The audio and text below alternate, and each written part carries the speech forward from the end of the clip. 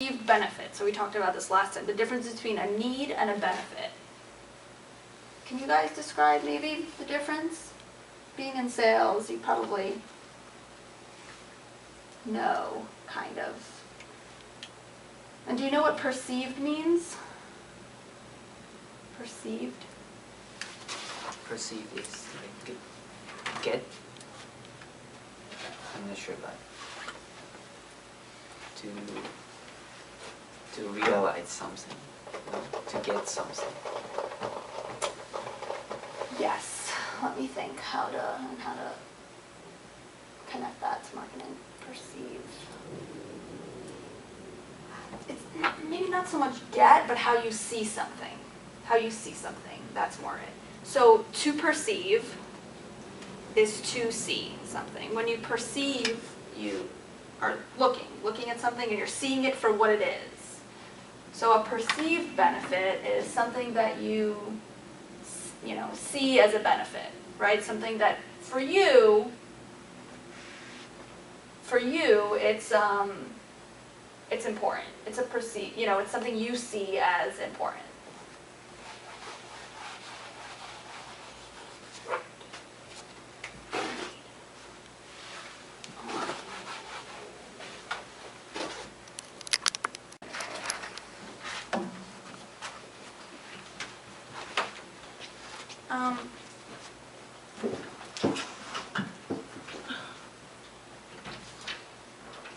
Let's do an example, just one example of each. So what is a need? What is something that you would need to buy?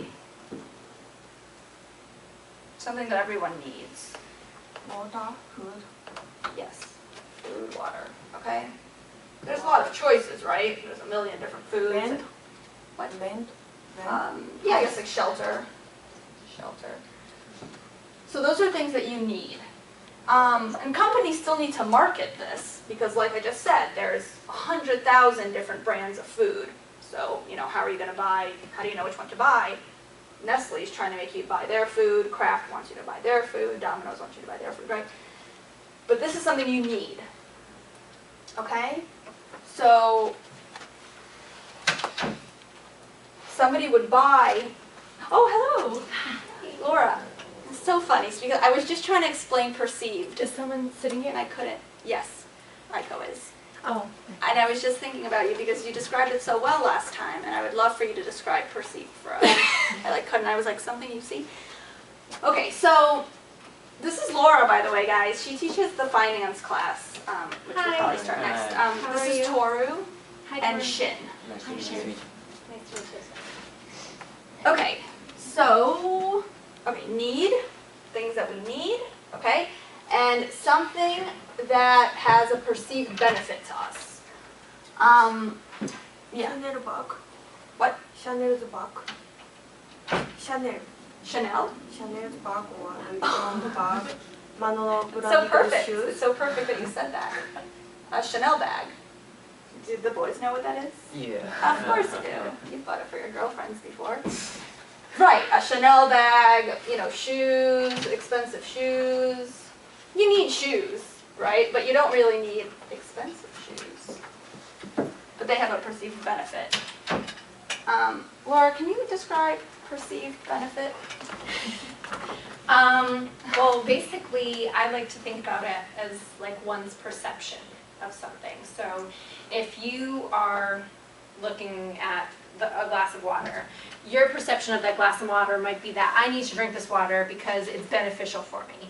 Whereas Ala may look at a glass of water and be like, I love water. Water is my favorite thing. And her perception of water is just that it's like something that she loves to drink, whereas you think it's like the drink of life. You know what I mean? It's basically your opinion of something that you're looking at, right? So the sun is another example, which we talked about last time. Someone could look at the sun and their perception of the sun is it gives ultraviolet rays and it's bad for you, okay? Allah's perception of the sun could be that it's the root of all life, right? I mean, basically every day is the rising and falling of the sun. So her perception of the sun is it's the root of all life. My perception of the sun could be that it gives me skin cancer, right? So it's basically the way you view something, your opinion of the value of something. Does that make sense? So answer is different from, I mean, depends on the people. Right, exactly. So it depends on, so I could think expensive shoes are silly and they're a waste of money. But Ala could think that expensive shoes are worth the money because they're better quality. It's her perception of those shoes versus mine. Absolutely. Everyone's perception is different about every object. Some people could have similar, but you know, it's your own opinion. Yep, absolutely. Great. So yeah, lots of things would fall under some, you know, perceived benefit. You could think, this is, you know, something you want, expensive shoes, a Chanel bag. But, you know, these are still things that need to be marketed. But they just need to be marketed in a different way, right? Because people don't need to spend money on this, so it's harder to get people to buy that stuff, right? Okay. So we have one more sentence here, the last sentence. So marketing uses information gathered by applying principles of these three fields: economics, psychology, and sociology, to help sell their products. Okay, so these are three important fields that combine into marketing. Marketers need to understand all these three fields if they're going to do their jobs well. So let's go through them. So economics. I'm sure you guys have all taken an economics class, right? What is economics?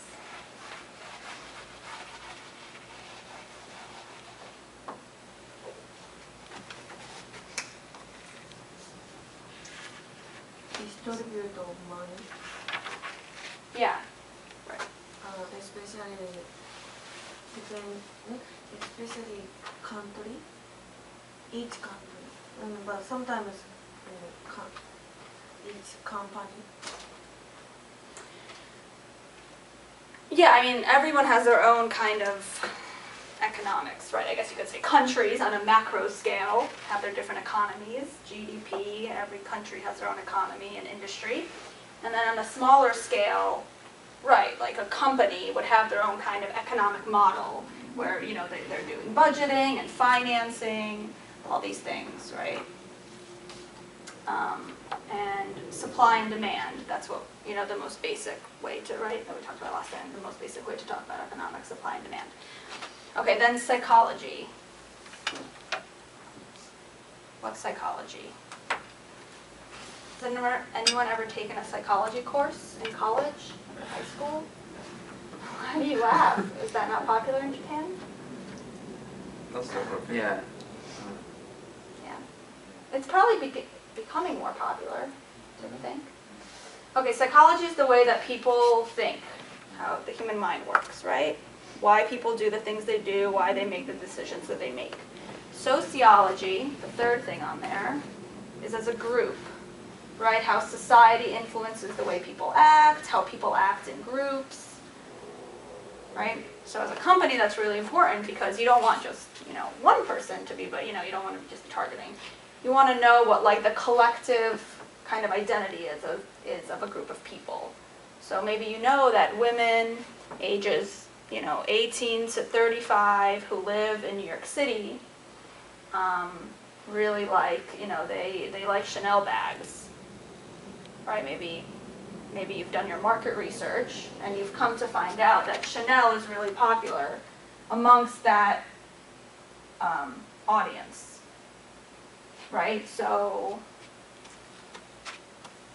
if you are a Chanel executive, you're gonna try to market them, you're gonna try to advertise to them other Chanel products, right? Okay. So that's sociology.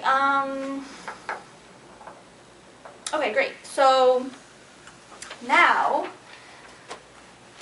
let's talk about the 4 Ps. The 4 Ps, they're on your sheet, right? So when we're trying to break down marketing and, you know, thinking about it, this is a good way to break it down, what all these things that a company does. And another good way to break it down is think about, as a consumer, these are the 4 things that you see as a consumer. This is kind of the back end, what's happening internally at the company. But, we're buying things all the time, we see advertisements all the time, right? So we can break marketing down this way. Product, price, promotion, and placement. Okay? So internally, people are making decisions about these 4 things, where they go, but as the customers, we see them every day, right? We see products, we know how much they cost, we see them advertised places, and we see promotions everywhere, right? You see ads on billboards, you see on TV, when you're online, right? You always see things coming up. Okay, so products are what we just talked about. Products or services. Insurance, Chanel bag, food. Everything is a product. Anything that you can buy with money is a product. Price. So how much you are selling that price or the product or service for. Promotion is how the company communicates their information to you as the consumer, right? So there's a lot of different ways. And last time we talked about a lot of different ways that companies do this in really interesting ways, right? They, aside from just putting commercials on TV, they sometimes do, who was talking about the baseball? Oh no, that was Keita. A big sporting event. Did you guys watch football this past weekend? You did? Really? Great. Did you watch football? That's good. So, if you did watch the games, you would have seen, what's one advertiser that was Bud Light. You would have seen kind of big tarps, on the seats or on the field even. They have or on the screen, you see little logos. So that's all part of promoting your product, right? So Bud Light would make a partnership with the NFL. They would create a partnership. The back end, the marketing people would do this, and they would